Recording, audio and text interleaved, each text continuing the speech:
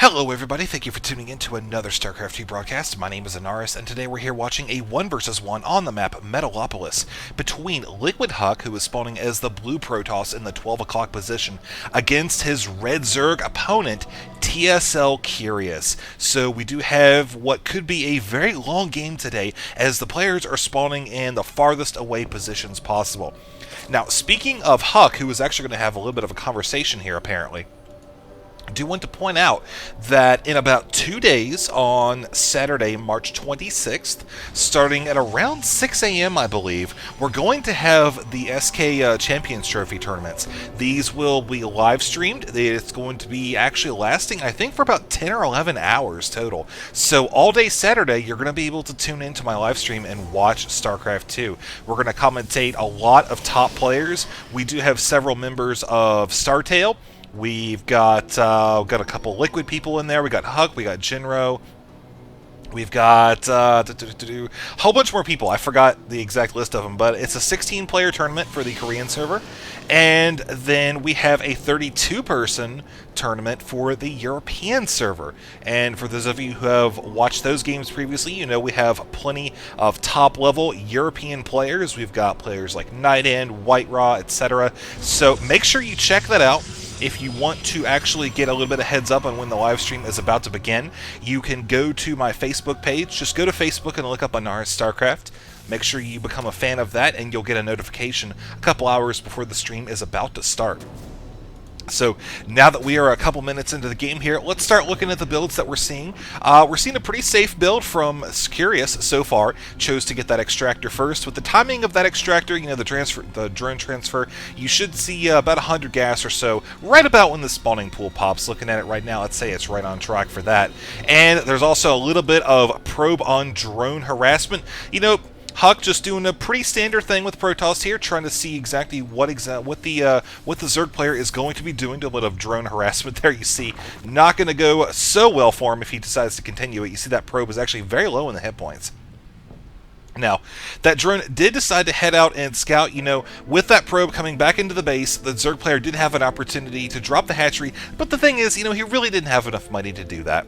He had those 3 drones working on gas, which now he does not. You know, of course, he's going to need that money to get his economy going. You know, he might decide to do some kind of expansion here in the near future when he's got a couple Zerglings to defend it. Again, you know, you don't want that probe coming over here, dropping a pylon, continuing to harass, maybe a little bit of zealot pressure. And looking at the economy right now, we see he is sitting at almost 300 minerals, so we can expect to see that expansion go down very shortly. Sure enough, there it goes. Now, looking up here at Huck, we do see he is open with, again, a pretty standard opener.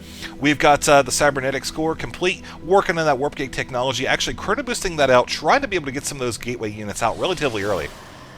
And it almost looks like there's a little bit of a gap there. Don't think that's the case, but nonetheless, should still be safe here as the Zerglings are deciding to retreat back, realizing, you know, he's got that structure placement up there. That's pretty standard against Zerg. Not going to be able to do a whole lot. Also got that one pylon over here, provides vision of the area down below, and also lets you warp in units. So, something I've actually seen a couple times before. You know, you'll have Zerg coming over here trying to attack, maybe getting set up, and all of a sudden you've got units warping in down here, and you can kind of sandwich the Zerg player right in this little area right here. Like I said, I've seen it before. It's actually a pretty interesting tactic, so I'm hoping that we're going to see some good stuff here today on Metalopolis. This is actually one of my favorite maps. Believe it or not, it's one of the original beta maps as well. So it has been around the block, no pun intended, as this is clearly a city map here. Huck going for that sentry-heavy build. We can see he's got a couple of them already, able to drive off those Zerglings. You know, those really aren't really meant to get in here and do any serious damage. There's only 3 Zerglings. I mean, really, what are you going to do with them? But he can get in there and scout, live a heck of a lot longer than one Zergling. You know, if you send a couple of them in there, chances are, if he can get around the long way, one of them will live and actually get up into the Protoss base and scout out the entire thing, which we see right now is looking, you know, pretty standard. You got 3 gateways here, don't have any sort of tech structures just yet. 4th gateway is on the way, though. I do like the building placement that Huck is using here. Got a nice little position to put units here, and I think actually this might be open as well. I'm not too sure yet. It looks like it is going to be open there. But you know what? That Zergling is actually... Oh man, is it going to get the probe? Oh, it takes out the probe! And the Zerg goes down shortly thereafter. Oh, wow. Poor little guy. LiquidHuK continuing out with his Sentry heavy army here. You know, Sentries are a great unit. Whoa, almost, okay, there we go. I was thinking for a second Huck was going to leave that one Sentry behind there. It'd be a pretty huge waste of gas. Poor little guy. But, you know, as I was saying earlier, Sentries are a great unit against early game Zerg. You know, you've got the force fields. Obviously, you can control the battle a lot with Zerglings and Roaches. Both are somewhat vulnerable to force field placement. Also, you've got the hallucinations, which we see there's one or two of them flying around right here, allowing Huck to get a pretty good idea of what's going on. You see he's now, the Zerg player is just now going into Tier 2. Extractor is finished, so pretty good timing on that, having that done as soon as you get that layer up. That's something that you probably don't want to have happen going into Tier 2 without, you know, without enough gas to build up your units. Zerg Tier 2 units obviously pretty hefty on the gas there, getting them en masse like that. And, you know, I'd say overall both players are in fairly good positions. Neither one of them is really able to make a move on the other at this point. So we're probably just going to see the players continuing to scout, do small amounts of harassment. Got a couple of Zerglings heading out here. Now what is crucial this game is controlling the xel'naga watchtowers. You see right now the Zerg player has control of both of them. And if we look at the just the Zerg player's vision, you see that gives him a pretty much vision of the entire main walkways. And wow, I guess our forces are indeed under attack here. This Phoenix just like, sup, I'm a baller, because I can disappear in a cloud of dust. Huck is actually moving out here, trying to take out these couple Zerglings. There goes a couple minerals for the Zerg player. Looks like he's actually going to be splitting up his forces there. Probably going to be checking out maybe an expansion or two. Couple Stalkers, you know, you can maybe catch an Overlord as well. Going to be taking out that watchtower first, though. Very good first stop. We see Huck is actually continuing to expand over here. Again, he's pumping out these sentries. He's got the hallucination upgrade, so, you know, that does open up a couple different strategic opportunities for him. Not the least of which is scouting. You know, you can also make a couple Colossi, kind of freak out your opponent there if they're really not aware of the fact that you have that. But for now, one really neat thing I want to point out here that Curious is doing. You see that there's a little bit of chase going on the minimap here. A couple Stalkers getting away from the Zerglings, but down there, he's actually making a spire. Oh no, one of the Stalkers was caught by the Zerglings. There goes, oh man, I'm sure Huck is not happy about that. Zerglings are actually going to be trying to scout up here. Oh, they're going to run into a few units and have to retreat. Not surprised at that, but anyways, down here, Curious is throwing down a spire using the creep from the Overlord, so that's pretty darn interesting, I'm not going to lie. You know, I don't think a Phoenix is really going to think to check here.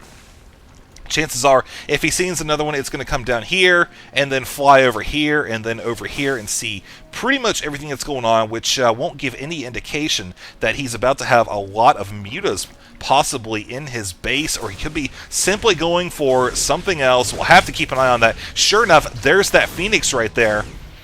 Take a look at that, see exactly what he's scouting out. Nope. Nothing up there to see whatsoever, ladies and gentlemen. So we do have the Zerg player actually running out Zerglings and Roaches. He may be looking to do a little bit of containment for the Protoss, make sure that that Huck does not decide to expand down this ramp. Not exactly the greatest assault force for trying to take out a defensive position like this.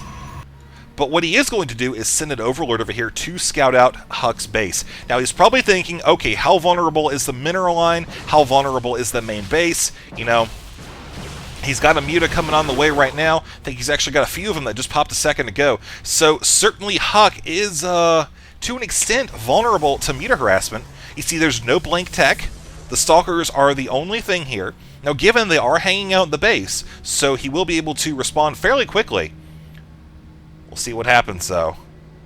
The Mutas are going to be coming up to the Huck space right now. Huck does indeed see them, so he is aware of this. Oh, wow, almost had a flank attack there coming in from the sentries, but the Mutas are actually doubling back, looking for any opportunity to get into the mineral line and do some damage, maybe knock out a pylon or two.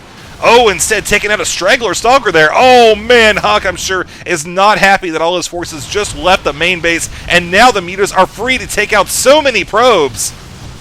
You see, he's actually knocking out almost the entire mineral line there, down to 3, 2, 1, and oh, he got it! He took out all of the probes working on the mineral line there. That is going to hurt Huck's economy. Meanwhile, we did see another attack taking place over here. Was not super successful. You see, he almost took out the warp gate, but not actually able to finish it off there. So the wall will stand for HuK, ladies and gentlemen. The economy is going to be hurting just a little bit for him, but we see he's actually getting a few more cannons, dropping them down in the mineral line here.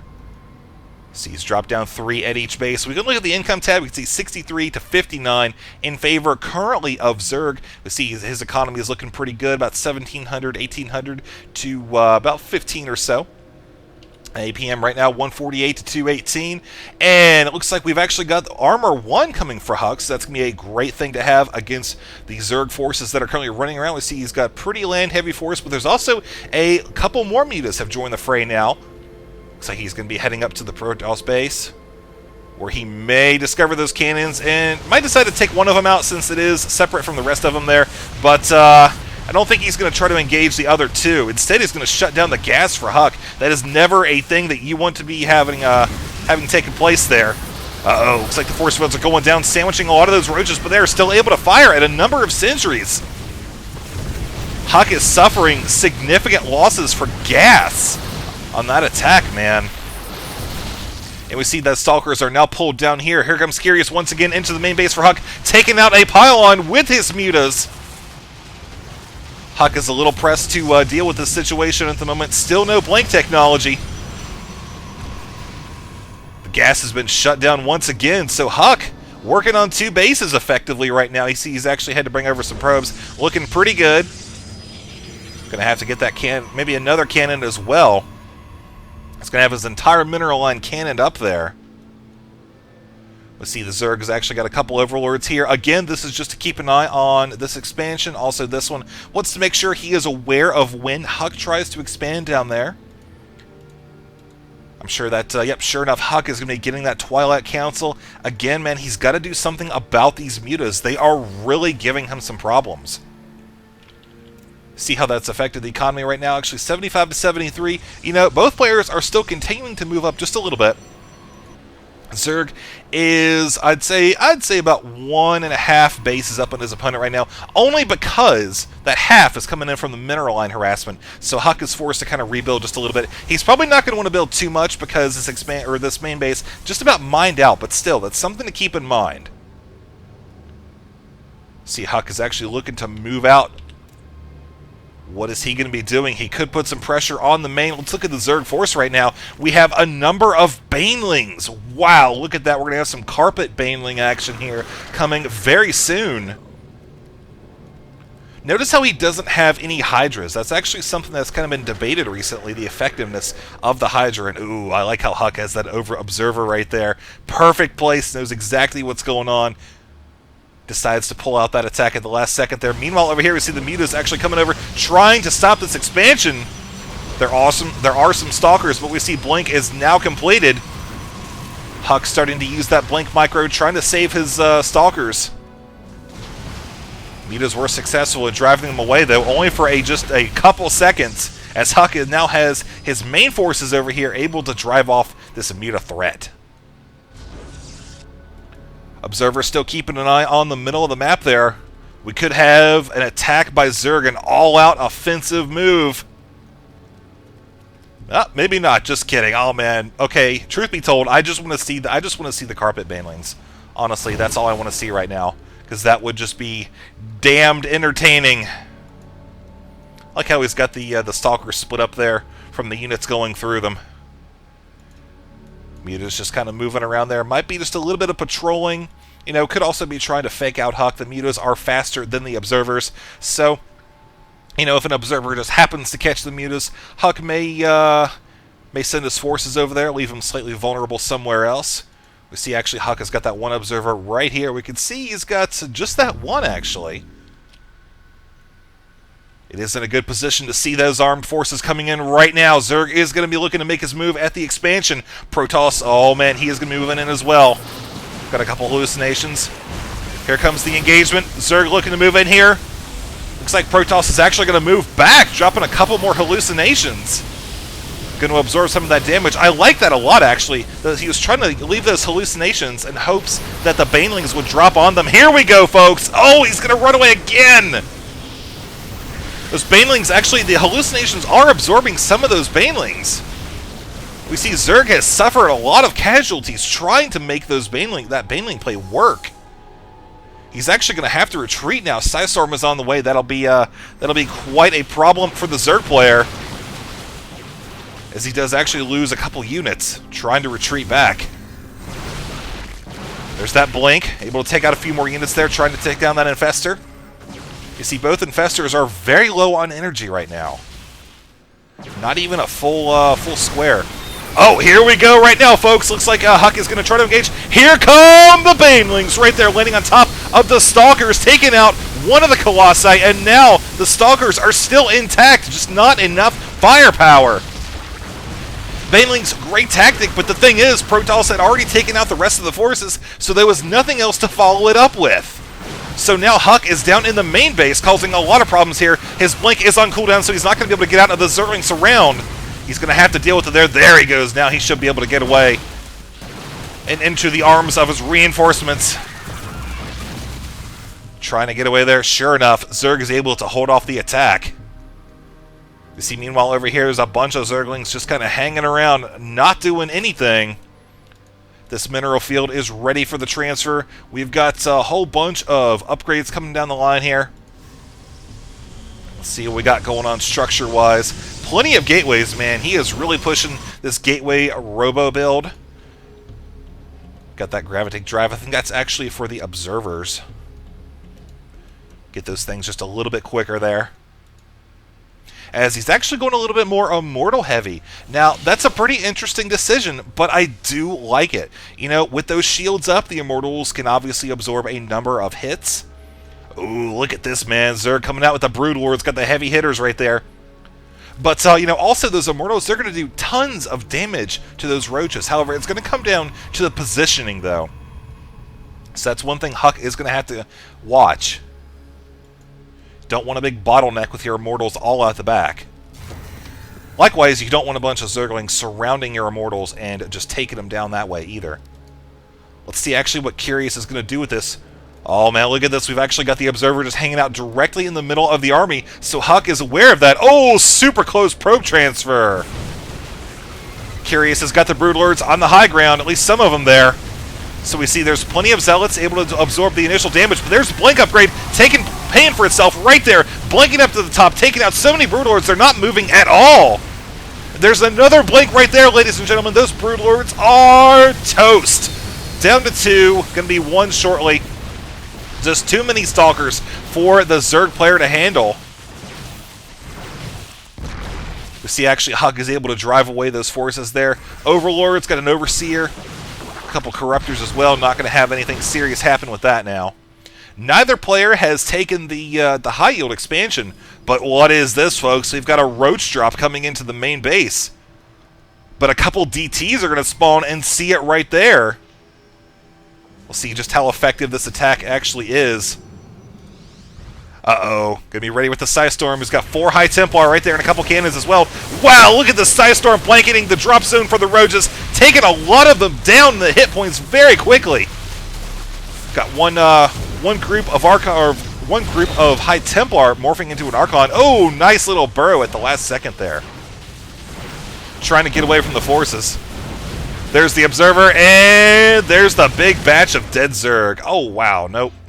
Guess there wasn't an Observer. He just popped up there for a minute or two. Don't think he's going to be able to do a lot at this point with those Roaches, man. He might as well just write them off. The second an Observer gets over there, it's going to be good night, Sweet Sally. Good night. Let's do the countdown. 3, 2, 1, and 0, -1. All right, there we go.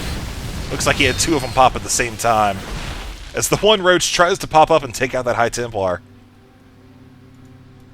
I like how those 2 Overlords are still right there. You know, at any time he's going to be able to send those in, sacrifice them, see what's going on over on this portion of the map.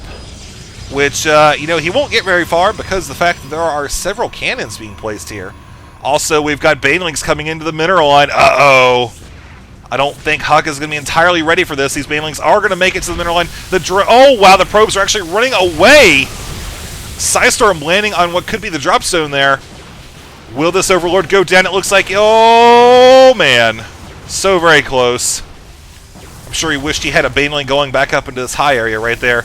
Sure enough, that Overlord is going to be going down very quickly. But there are a boatload more Broodlords right here. Gonna be looking for revenge, man. Let's see how he uses these Infestors. Don't think we've seen him too much this game. You know, of course, Blink can be countered by that fungal growth, but we'll see how it plays out. We could have another attack coming in very shortly. Overlords are loading up. Looks like he's actually short one or two of them.